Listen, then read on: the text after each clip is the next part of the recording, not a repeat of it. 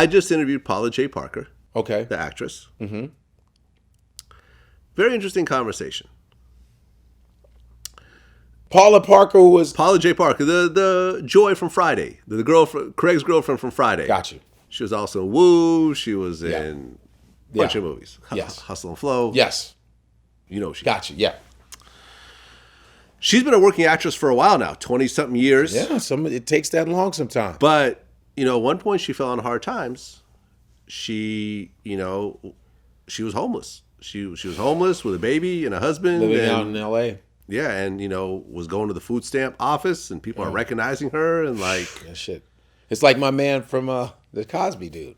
Yeah, Geoffrey Owens. And he's back on the map now. Yeah, I guess. Some sort of map. So, for example, she did a Harvey Weinstein movie, and I said, was there anything inappropriate? She said a lot.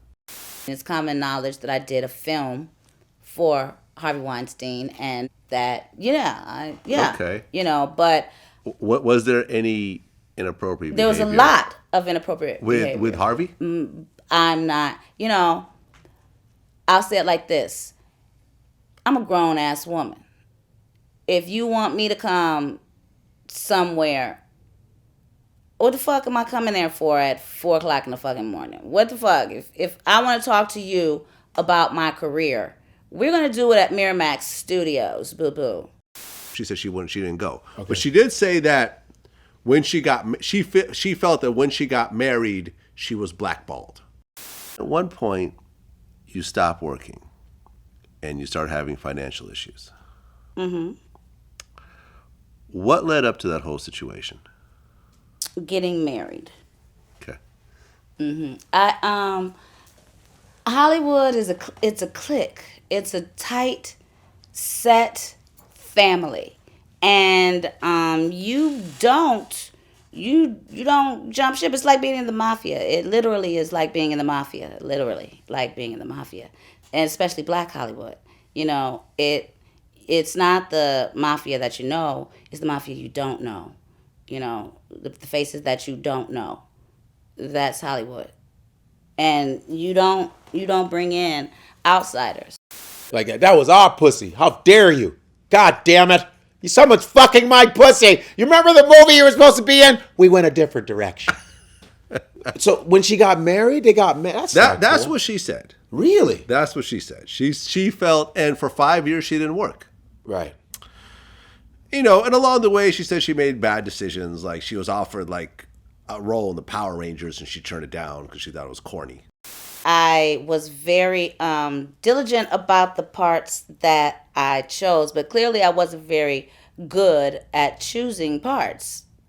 I turned down Power Rangers, the who turns down the Power Rangers. I thought they were corny, but that's what happens when you're doing this without a team of people that get it. You know what I mean? I didn't get it. Because I turned on the Power Rangers because I thought they were corny. I would have been the first Black girl to do whatever those Marvel, whatever that thing is. A superhero film, I guess. Yeah, whatever. For all intents and purposes. You could have been the red one, girl. Shit. Right. What's wrong with It would have been like the first Black Power Rangers. Right. Well, I would have fucking taken that shit. Yeah, she would have been like the first Black female superhero. Why the fuck did you take? I'm sorry, but that was fucked up. You should have taken the Power Ranger. She was offered the Power Rangers? She turned it down. Morph, Power Rangers, more. You could have been, that would have been me. Because she could have done that and done other stuff. She could have gone to Marvel, maybe. You could have done that, but you could do other things. You do the kid stuff. Power Rangers is a well, hey, man, sometimes, you make that decision and, Yeah, I mean, shit. I interviewed Danny Trejo. He was in Spy Kids. Yeah. This guy's like a hardcore criminal, in real life. Doing Spy Kids, but it worked. Hey, it worked. Hey, it worked. But, she said she was blackballed. Mm-hmm. And she said that I said, were there situations where, Hollywood execs were like, well, unless you have sex with me, you're not going to get this role? And she said yes. Wow. And would she do? Did she refuse everything? It seems like it. Yeah. Yeah. Well, you're like, yeah. Well, yeah. And she wouldn't name any names. right. But it happens. I because when you look at Hollywood, and it's Hollywood, there's a reason for it. And I hear all these stories, and you look at some people that make it, and you go, how the fuck are they getting all this shit? Like literally, and a lot of them are not that great. You're like, how are they getting everything? Sometimes, you know. And you see a lot of talented people, and they're not really, you know, you have that ceiling. You're almost there, but you can't seem to get over that hump. And then if you keep your integrity, it just takes a little longer, which is fine. I'm that dude. I don't have it in my makeup, in my DNA, to have somebody put their finger in my ass. That's just not. They go, dude, listen. All I have to do, let me put my finger in your ass, just let me go like that. Just like that. I'm going to go just like that. And guess what? You're going to be the new Iron Man. Come on.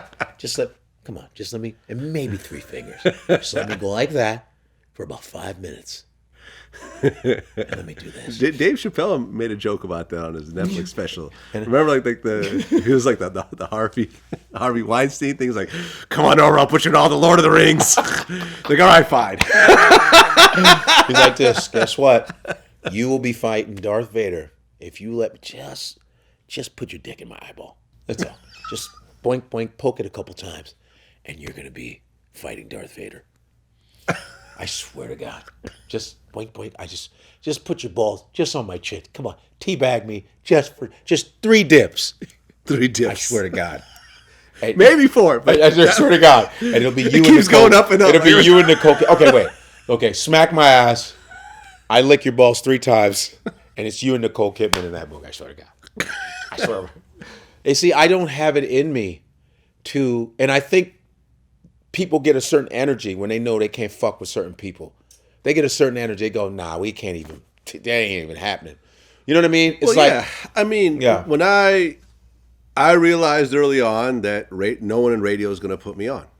I as a DJ, coming up in the DJ thing, my goal was to be on Hot 97 or Power 105. Of course, that's normal. Else. It's normal. It's normal. It's a normal goal. Wasn't going to happen. And I remember Ebro told me flat out, like, nah, like we really got a crew and we don't really fuck with no one else. And I respected it. I had no problems with that. Yeah. And then, once I started doing films, I realized that, getting someone to green light your project and shit like that is a fucking nightmare and a half. And even after you finish the project, you don't really get too much. I mean, let me tell you, I got a check for my appearance on the Boondocks.